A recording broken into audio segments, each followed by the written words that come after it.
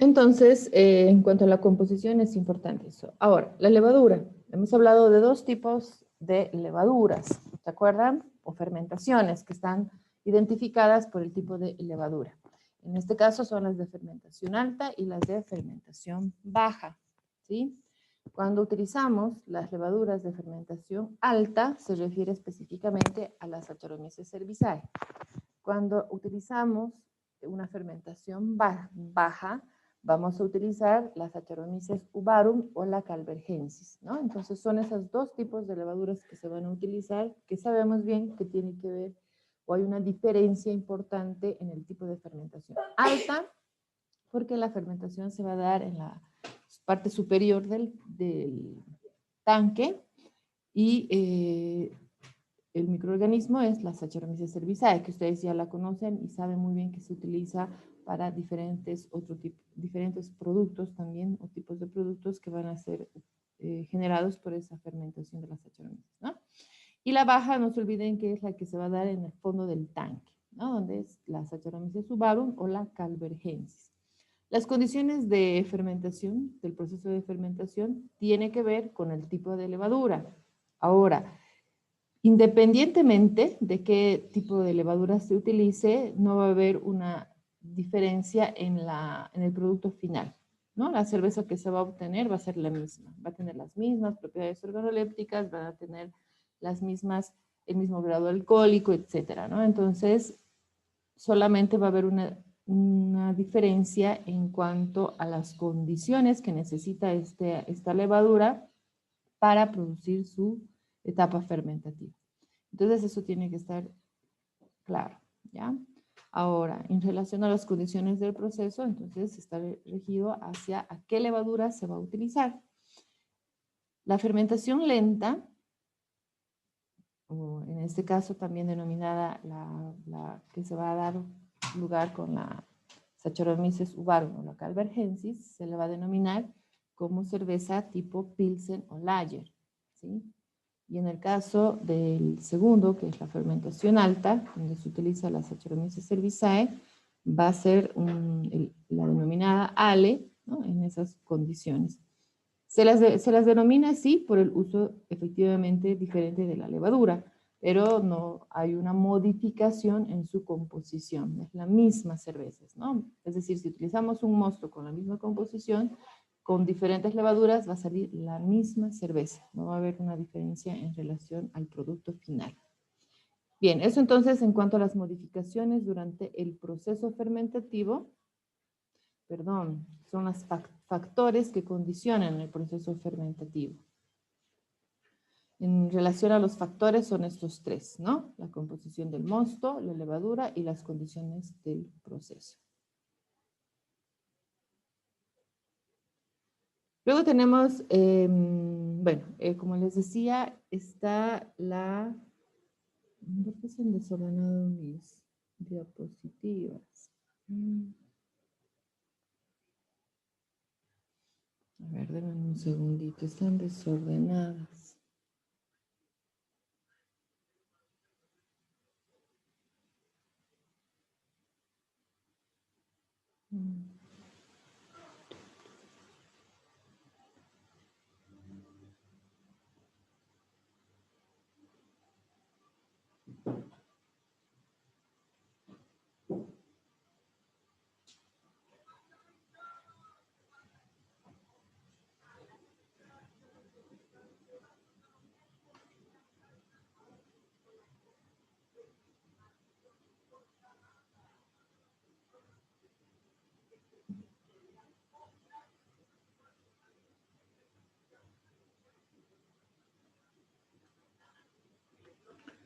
Bien, a ver, entonces, bueno, hemos hablado de esto. Este es el que nos falta, ese es el primero, ¿ya?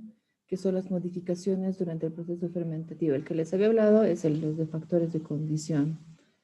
A ver, en las modificaciones, entonces, durante el proceso fermentativo, estaríamos especificando lo que son las levaduras del género Saccharomyces que se va a utilizar, ¿no? Independientemente si es de fermentación alta o fermentación baja. Son de ese género que se utilizan para dar lugar al inicio de la fermentación. importante los nutrientes que les decía, ¿no? Que deben estar compuestos principalmente por los nitrogenados. Esto para poder producir una buena proteólisis de la materia nitrogenada de la malta. Eso es una característica muy importante a lo que se refiere esta etapa de fermentación. Es decir, que cuando hablamos de la modificación durante el proceso fermentativo, se tiene que considerar esto, ¿no? 1, el tipo de levadura que se va a utilizar. 2, los nutrientes que se tienen que considerar en esta etapa. Y también en relación a esta composición de nutrientes, se tiene que considerar el pH que se va a obtener al final del proceso, que en este caso el pH de la cerveza final es de 4.2 a 4.5, ¿sí? Todo esto entonces considerando el tipo de levadura, el nutriente que va a dar lugar en la etapa fermentativa a esta disminución del pH final, ¿ya? Ahora, en esta etapa, ¿no? Se va a dar lugar a este perfil aromático, se va a dar una coloración adecuada, se va a producir el consumo de azúcares, ¿no? Obviamente, desde los simples, es decir, primero se van a fermentar los simples y después se van a ir fermentando los complejos. ¿A qué se refiere? Ustedes saben que cuando se da lugar a la preparación del mosto, hay una activación de enzimas que van a ir transformando los almidones a sus azúcares más simples.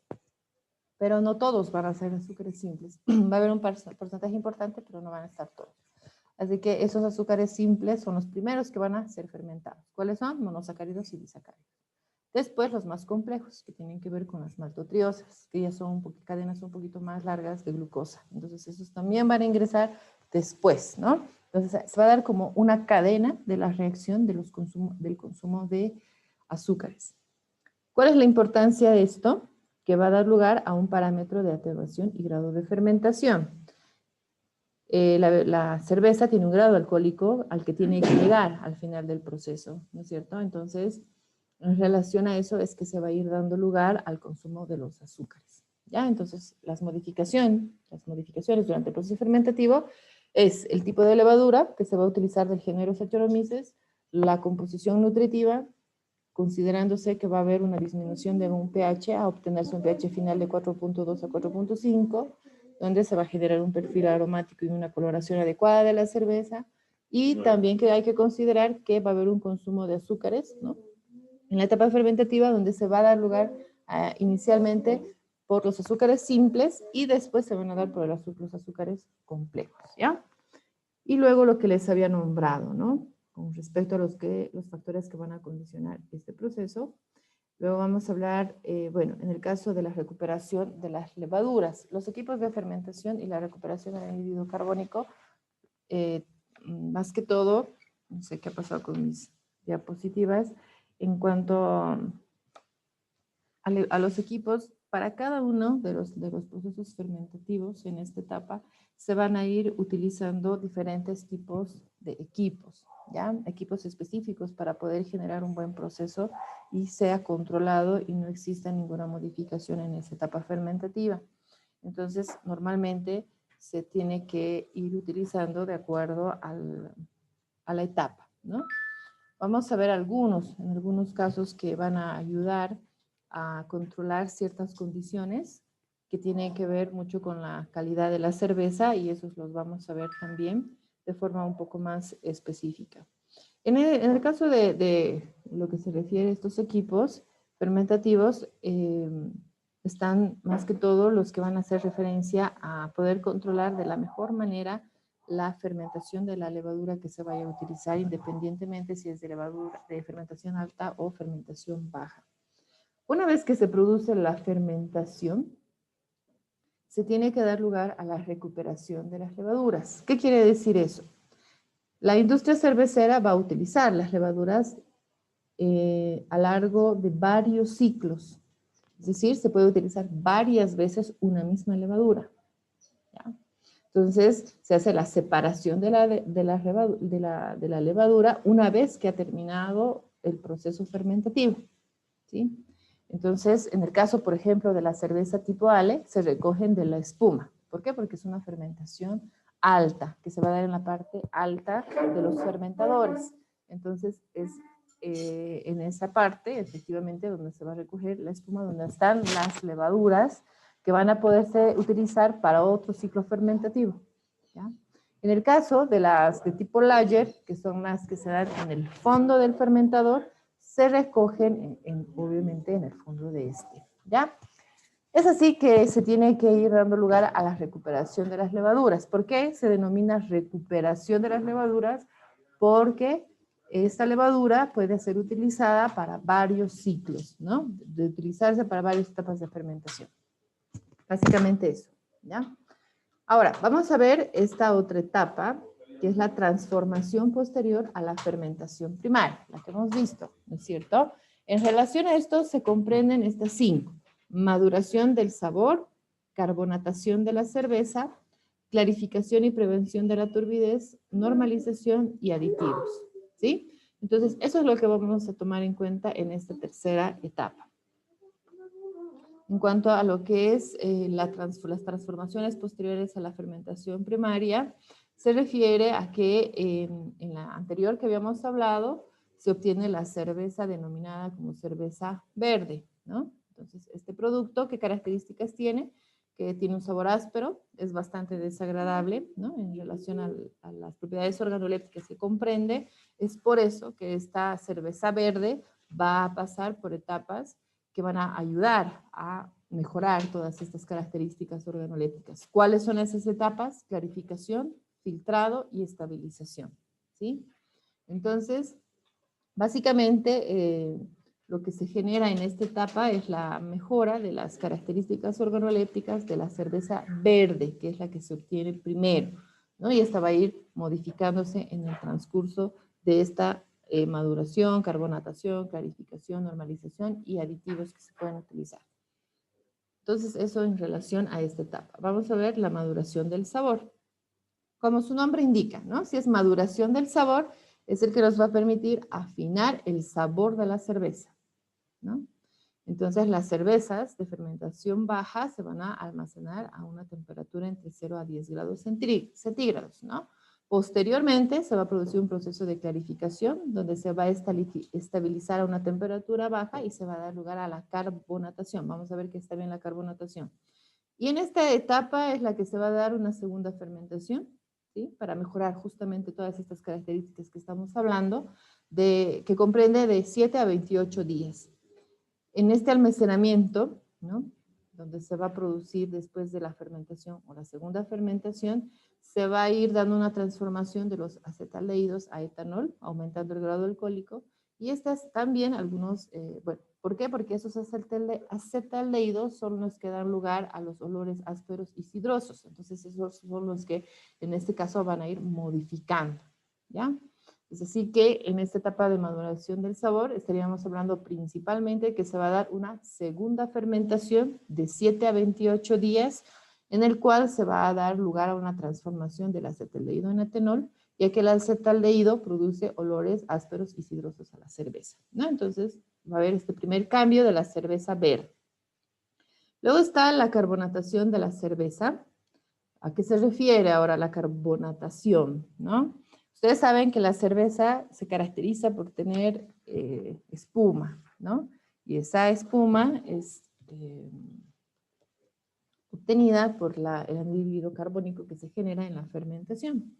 Entonces, una cerveza que está recién fermentada tiene de 1.2 y 1.7 unidades denominadas volúmenes de anhídrido carbónico, que significa que un volumen equivale a 2 gramos por litro de anhídrido carbónico, ¿sí?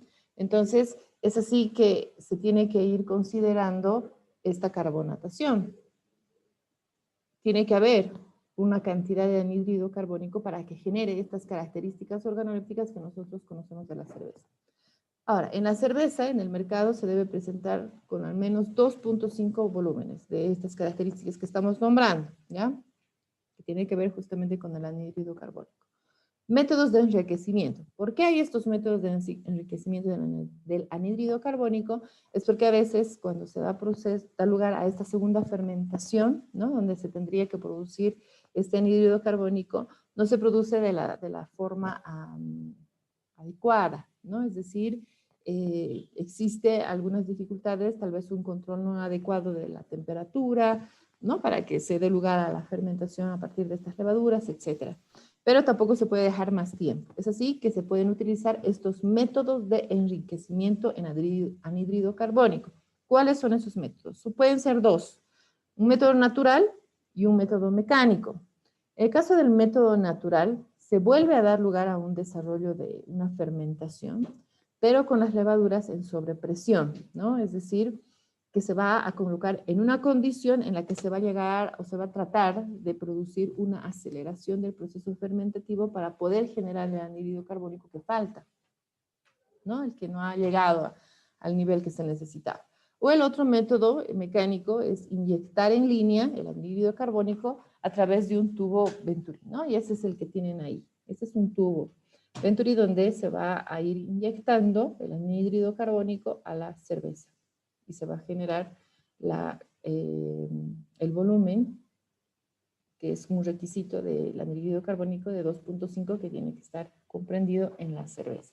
A eso se refiere carbonatación de la cerveza, a regular el anhídrido carbónico de esta, que puede ser por estos dos métodos, naturales y mecánicos, y tiene que llegar con una cantidad de anhídrido carbónico que es una medida de calidad de la cerveza, ¿sí? Si no está, entonces baja su nivel de calidad en relación a eso. Incluso, ¿no? Ni bien se abre la cerveza, ya se observa esta característica del anhídrido carbónico y si se ve disminuida, el consumidor no ya la cataloga como una cerveza de mala calidad. Luego está lo que es la clarificación y prevención de la turbidez, ¿sí? Cuando se da lugar a la etapa fermentativa, que hemos nombrado en esta transformación de la cerveza verde, se produce una turbidez, ¿no? Que básicamente es natural, pero se tiene que ir corrigiendo en el transcurso del tiempo, de los procesos o las etapas que se van a ir dando. Y es así que en esta etapa se va a dar lugar a eso, ¿ya?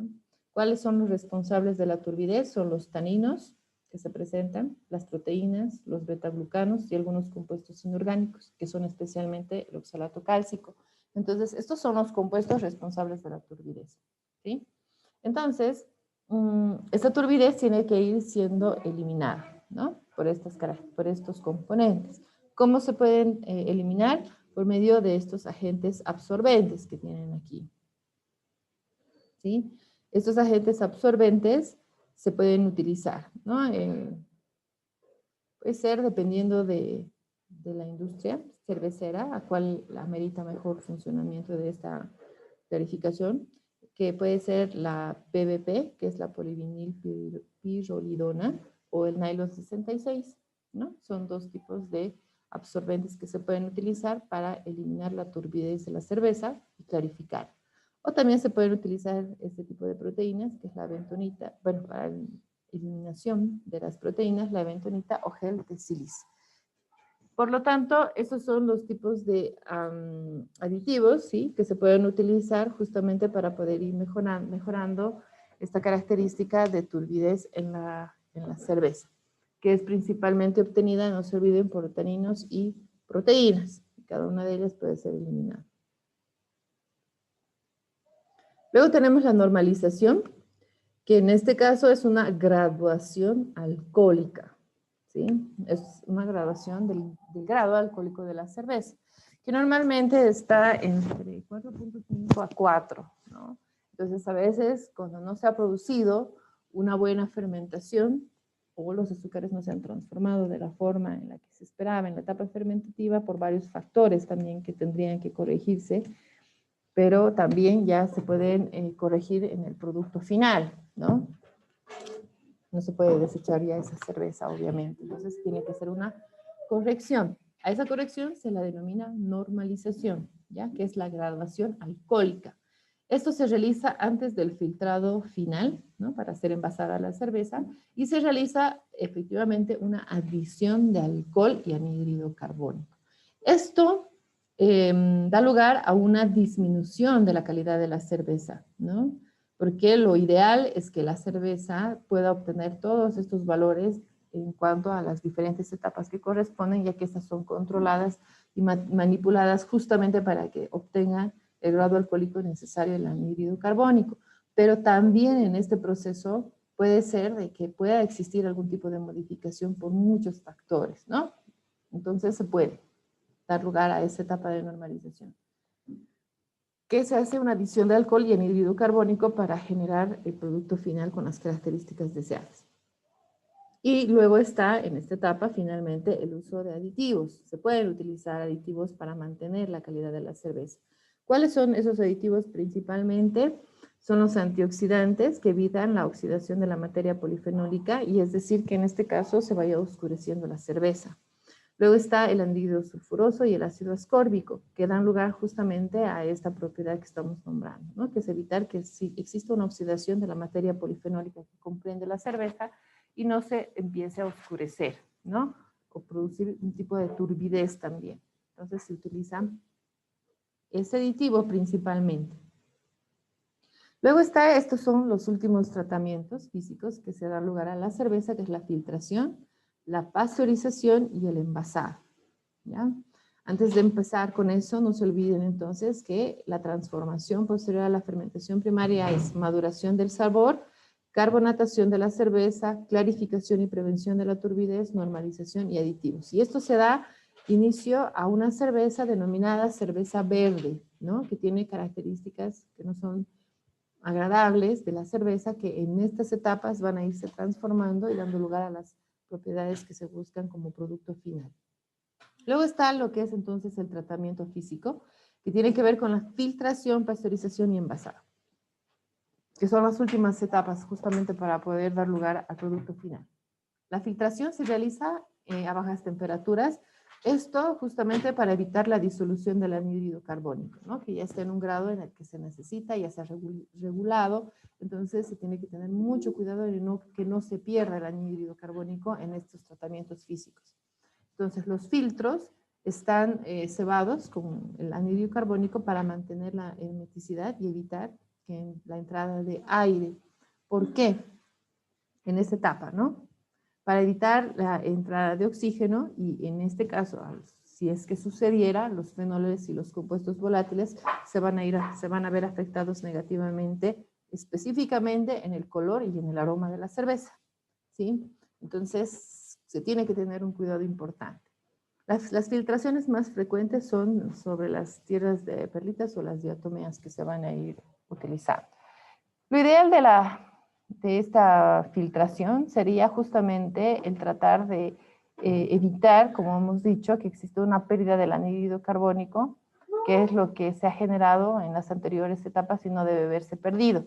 Y tampoco que exista una entrada de oxígeno cuando se da lugar a esto, ¿no? Porque si no va a afectar nuevamente a la calidad de la cerveza en cuanto al color y al aroma de esta, ¿ya? Entonces son etapas que se tienen que realizar, pero sí se tienen que tomar en cuenta ciertas medidas para que no se dé lugar a que todo lo que se ha logrado hasta el momento se vea perjudicado.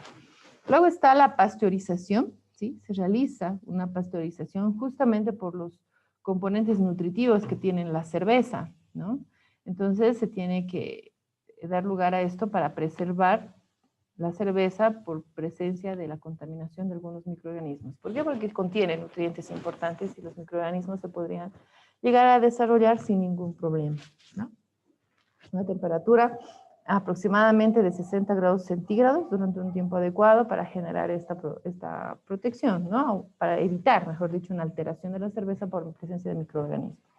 Se utilizan unidades de pasteurización denominadas UP, ¿no? Que son suficientes 20 UPs para poder dar lugar a esta pasteurización. Es la forma en cómo se identifica la unidad de pasteurización en la cerveza. Entonces, consiste en calentar a